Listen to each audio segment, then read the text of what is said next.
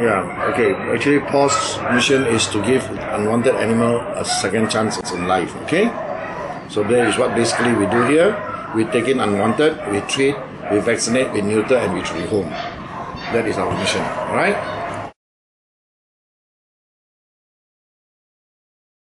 We take in those unwanted, and then we treat if they are sick. If they are not sick, then fine and good. Then we will vaccinate them. Then we will do a neutering on them, neutering program on them, and then after that we rehome. So what is sustaining us is through donation. We get donors to come in and donate the funds to us. One obstacle is dealing with people. A lot of people, when they come in and surrender their animal, they expect us to follow their rules. Right? They want this, they want that for their animal. So it's not possible for an organization to run successfully or functioning properly if they follow people's rule. Your school cannot be giving you the freedom of your choice, isn't it? Your college cannot, right? They got their own rules to follow, for you to follow, right? Your mother cannot tell my daughter want this, my son want that, isn't it? So same thing as PAWS. This is our biggest obstacle. They think that because they surrender an animal, they do a small little donation, they have the right to dictate what to do, right? And that sometimes it's very difficult to explain to them, and especially when you have the nasty ones, they lose their temper and all that kind of thing, right? Of course, there are other obstacles like funds. Every day we are on very tight budget, right? Funds is always the biggest obstacle as well. The main reason for surrenders, irresponsible pet ownership. A lot of people simply take for the sake of taking because it's cute. They look at a puppy, look at a kitten, it's cute, right? Without thinking of the commitment that is going to be like something like 10 to 12 years for dogs and something like 15 to 18 years for cats. Lifespan of a cat is about 20 years. Lifespan of a dog is about 15 years. Right? They did not take all this into consideration. They take a puppy home, play with it. They don't even bother to train it or teach it things that it's supposed to do and not supposed to do. So the poor fella grew up to be a nuisance, and then what happened? They dumb. There's one. The other one is they refuse to neuter the animal. They let the animal get pregnant and start producing. Overproduction. So before anybody take any dog or pets, take into consideration their lifespan. What are the commitments like feeding, caring, exercise, medical checkup, vaccinations? Okay? All this got to be taken into consideration. Do not take for the sake of taking it because it's cute. Take because you want it. And if you want it, you must be able to commit. Right? Yes, I am sure the public knows about this. Only thing is they refuse to do something to help.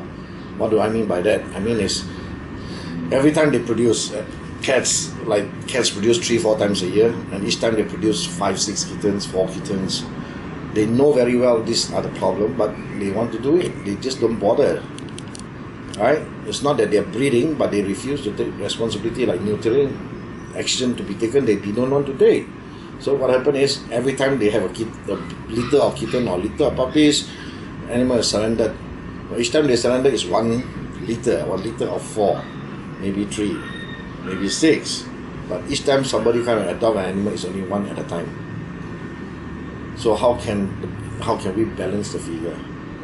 So it's not possible to balance the figure unless the public willing to take responsibility over the animal, neuter the animal, less production, and that can help. Rather, I would say don't buy, do an adoption. Alright? So there's always plenty around, and don't need to breed. Alright? There's no need to breed as well. Plenty of pets for people to adopt, and don't need to buy from pet shop and spend $2,000 on it.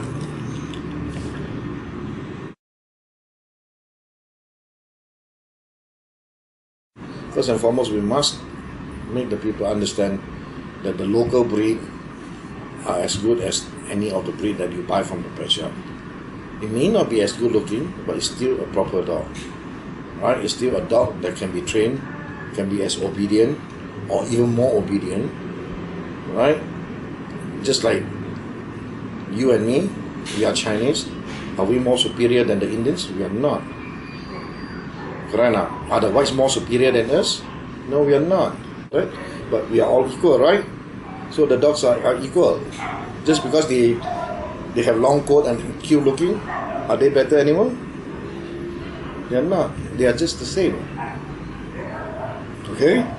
But given what is said and done, pedigree dogs are bred for a certain reason, for certain purposes. Right? Like a German Shepherd is meant to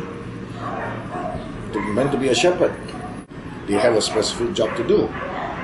Right? They are bred for that purpose.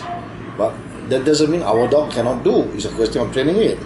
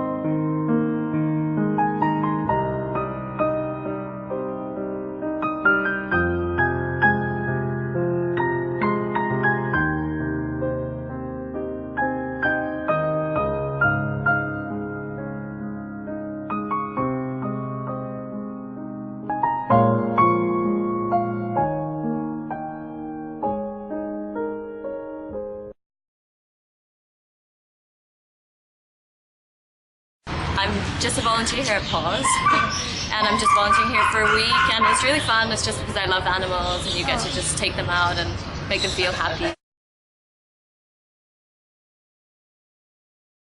Yeah, I think it's really fun. I think there might be a bit more to do if there was more coordination and things like that. I think, yeah, it's fun and I get to spend time with the animals. So that's the main part.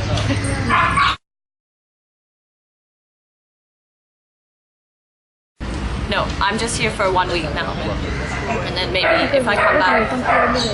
But generally it's just a week, and then maybe one day I'll feel like coming on the weekends and stuff. But I'm just doing 1 week for my university base.